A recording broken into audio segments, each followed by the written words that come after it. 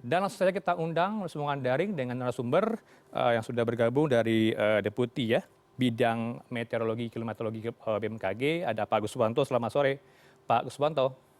Selamat sore, Bung Heranov. Salam sehat. Salam sehat selalu di tengah kesibukan. Terima kasih untuk waktu Anda, Pak Guswanto. Bisa dijelaskan kembali, tadi saya sudah paparkan, selain adanya fenomena equinox, apalagi yang menjadi faktornya, Pak? Jadi begini, Bung Heranov, bahwa sebenarnya kan panas terik yang terjadi ini, panas terik harian ini selalu berulang setiap tahun ya. Misalkan mendekati pada saat matahari berada di equinox ya. Pada tanggal 21 Maret, 23 September maupun nanti menjelang di sekitar-kitarnya itu. Jadi kalau boleh saya sampaikan, itu di Februari, Maret, April, kemudian nanti ada lagi di menjelang Agustus, September, Oktober. Biasanya di titik-titik itulah suhu ini akan mengalami peningkatan suhu maksimumnya ya. Nah, kemudian kalau ditanya lagi faktor apa ya, saat ini Indonesia juga sedang mengalami musim peralihan ya. Artinya pada saat musim peralihan ini, di saat Agustus, September, Oktober ya, November ya, ini biasanya peralihannya bumi matahari itu berada di sebelah selatan. Dan ini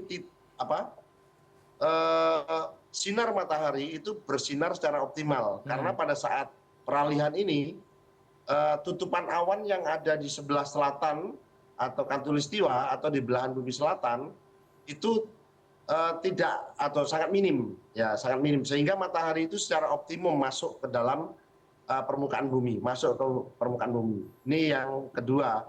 Yang ketiga juga kita lihat, Mas Heranov, bahwa saat ini di Indonesia masih bertiup angin monsun timur, khusus di wilayah selatan ya, sehingga membawa sedikit uap air. Ya, inilah tiga faktor itu yang menyebabkan suhu kelihatan. Tapi yang paling dominan adalah karena posisi gerak semu matahari. Ya, ini tidak terjadi di bulan Oktober saja. Kalau kita lihat dari data historis, di bulan Februari, Maret, April itu pasti tinggi. Kemudian nanti September, Oktober itu juga tinggi. Ya, kira-kira demikian, Miranov. Baik, kita ambil contoh yang nyata begitu ya, yang mereka alami yang tinggal di Jakarta 10 tahun yang lalu. Ini nampaknya berbeda ya. Saya tadi juga berbincang dengan teman-teman di kantor. Beda ya antara tahun ini dengan 10 tahun yang lalu. Jakarta tidak pernah mengalami hal sepanas ini. Pak Guswanto, tidak sampai 35 derajat Celcius kalau tidak salah ya, sampai 37 Jakarta panas. Ini bagaimana Anda bisa melihat ke belakang? 10 tahun yang lalu masih belum sepanas ini. Jadi barangkali perlu dibedakan, Mas Heranov ya. Ada dua hal. Satu adalah variabilitas suhu, satu perubahan suhu. Ya, kalau perubahan suhu dia itu tidak akan kembali. Seperti yang Mas Heranov sampaikan, barangkali 10 tahun yang lalu suhu maksimum itu di Jakarta karena masih banyak tumbuh-tumbuhan, barangkali bisa sampai 34, 33 ya. Namun saat ini itu sudah menjadi 37 ya. Namun untuk yang variabilitas suhu yang saat ini terjadi, ini nanti coba kita lihat ya. Tahun depan pasti dia suhu tertingginya selalu di bulan Oktober atau April ataupun Maret ataupun Februari, di sekitar-sekitar saat peralihan. Karena ini gerak semu daripada matahari. Itu. Jadi ada dua perbedaan nih. Perubahan iklim dan variabilitas iklim. Yang berubah adalah parameter suhunya. Ini kan kalau perubahan iklim, perubahan suhu tidak akan kembali. Baik. Kalau variabilitas suhu, iklim itu bisa kembali. Itu yang perlu kita catat ya. Oke.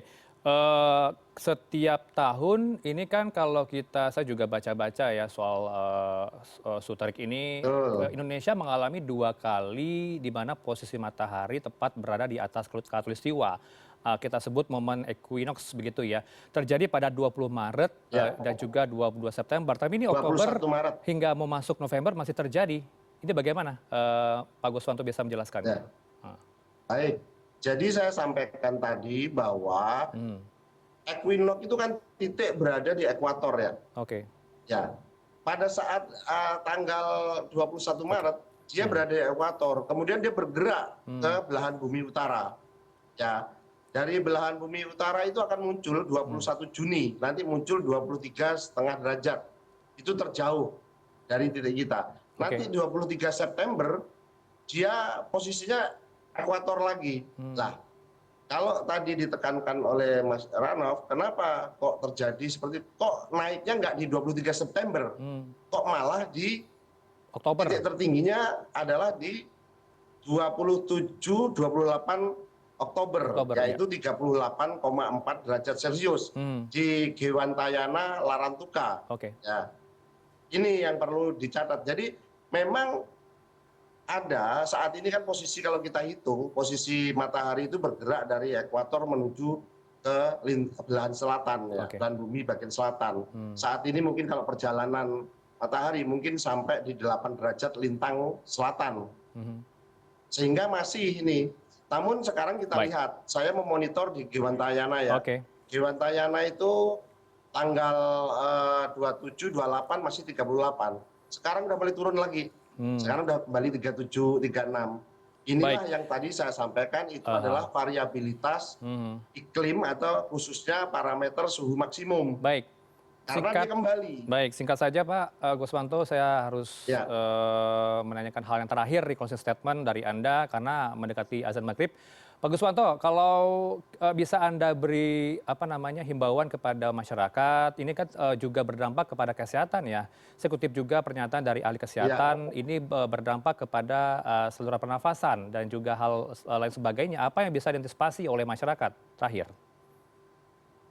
Baik, yang bisa diantisipasi untuk masyarakat yaitu yang pertama tetap tenang dan mewaspadai terjadinya panas suhu atau variabilitas suhu maksimum harian ini.